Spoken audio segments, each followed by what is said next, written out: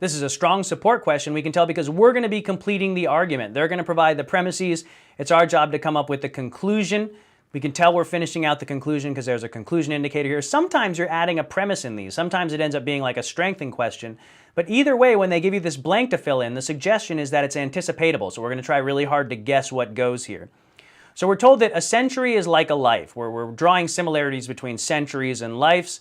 And at the end of a century, people behave similarly as they do at the end of a life. So in these two cases, you act the same at the end of both. Well, at the end of a life, you look back on it. And so at the end of a century, what's going to happen? Well, you're going to look back on it because you do the same thing that you do at the end of a life. And so that's what we're anticipating to fill in this blank. Let's go ahead and check out the answers.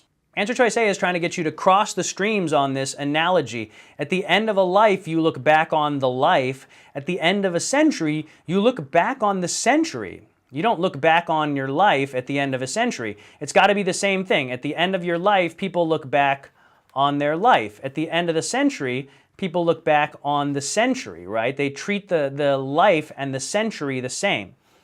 At the end of it, you look back on it. So answer choice A is trying to get you to cross the streams here and say at the end of the century, you look back on your life. Nope, you look back on your life at the end of your life, right? So it's not going to have the same outcome at the end of both of these things. At the end of the century, you're supposed to look back on the century. This is probably the most tempting wrong answer choice, but it's confusing the analogy. It's kind of crossing the streams up here a little bit. You're not going to fear. There's no mention of fear.